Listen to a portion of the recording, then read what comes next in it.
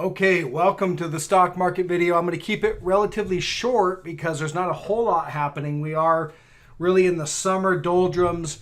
The market continues to just kind of grind around. And, you know, when you have really quiet markets, you're going to have a bias to grind to the upside, kind of a slow grind to the upside. But that's not really what I'm more concerned about. I'm looking for that volatility to expand. So volatility has been very low. We've been contracting. And in periods of low volatility comes periods of high volatility. So low volatility often will brew, kind of large moves will come out of low volatility. So we're looking for that. Looking at the SPY here, I've got it kind of circled out, but basically just another slightly grinding higher day today. Just barely higher on the S&P 500.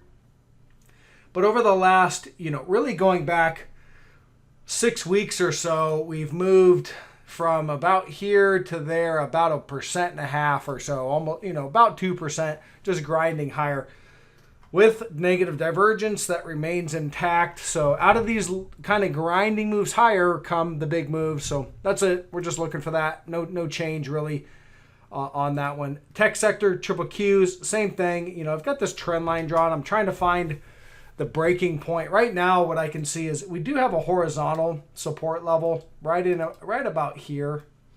And we could, if we see a daily close below that, right now it's sitting about 362.33. That might trigger the selling, but we're still holding above that. So no technical change right now, just sideways ever since, about five or 6 weeks basically of maybe not quite that much, but a couple weeks, we'll say, of sideways action.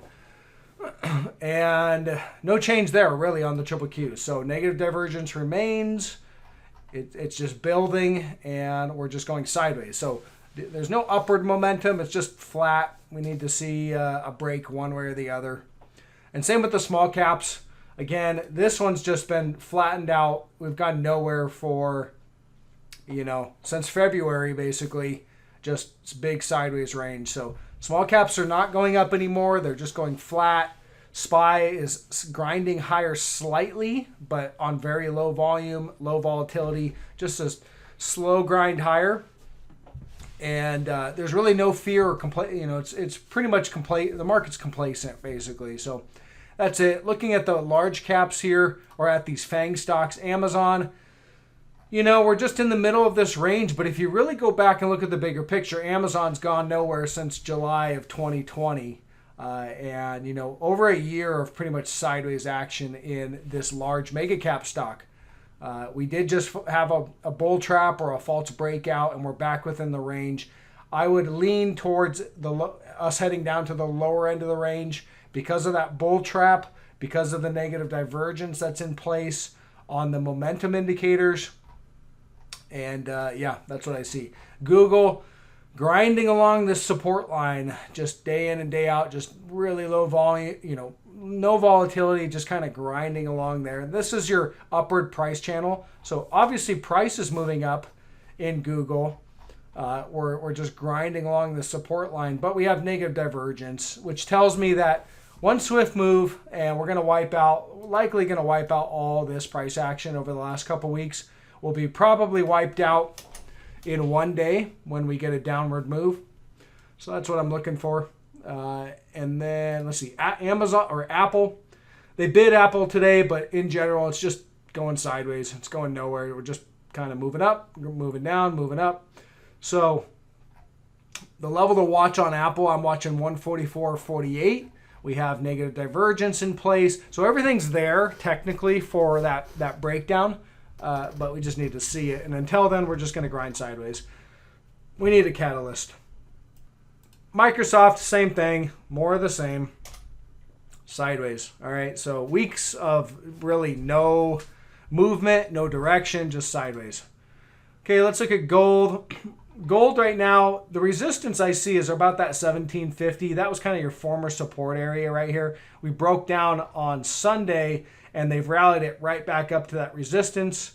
Looking at the hourly chart, you can see that we're basically just holding below resistance. Haven't been able to break out above it. So until we break out, we don't have another buy signal. But gold also does have bullish divergence. So you can see here as I zoom in on the PPO, we made a new lower low in price there, and then the PPO made a higher low right there. So, and then the RSI, same thing, you know, higher low basically than the former low. Well, not quite on the RSI, because this was your former low here, and we did make a new lower low in the RSI. So mixed signals on gold bullion in terms of having that bullish divergence.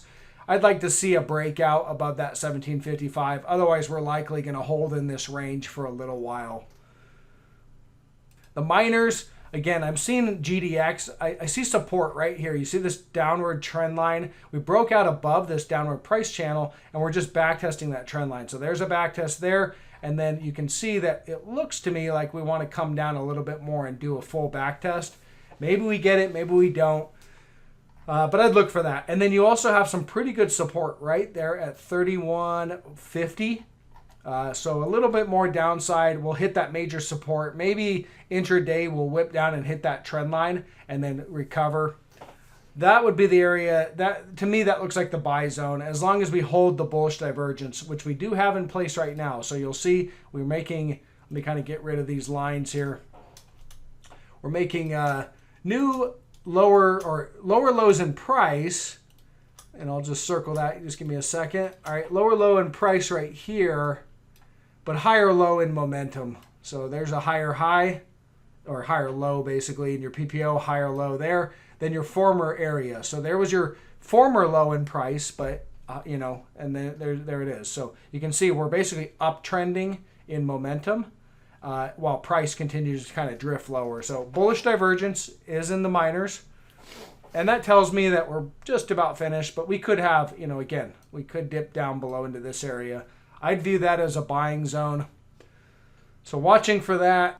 One of these short trades, target, starting to break the trend line. So you'll see here on the daily, we have this daily trend line right here where we have lots of reactions validating that trend line, starting to crack it. We actually got a daily close below that trend line today.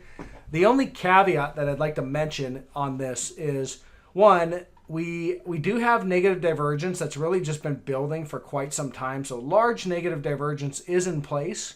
So we have the momentum telling us we're going to break to the downside, but we also have earnings coming up here on the 20 or on the 18th. And I did verify that. So earnings are going to come out. I'm not keen to take a position or short something right before earnings, and a breakdown that occurs right before earnings is not usually my favorite spot or, you know, entry. So maybe what's going to happen, I don't know if it's going to happen, but maybe we'll drift sideways or slightly lower, and then earnings will come out and they'll pop it up to the trend line again, making probably a new high, and then that might be your area to short this thing. All right, so that's what I'd be looking for, is maybe a lower to sideways drift into earnings, a rally after earnings, right into resistance, and then that will be your key entry point right there. So watching for that. I don't know if that's what's going to happen, but I could see that scenario playing out. So things to watch on that one. Starbucks continues to drift lower. So again, we've just been short. You know, I've been short this trade since we got this island cluster top right up here. So far that trade's working out, and I took the short right before earnings. But you know, this thing's down. I mean, from my entry, which was basically right here, this thing's down 8%. But again, it's just continuing to drift lower. So I think we're going to continue to head lower until we hit about 109.60.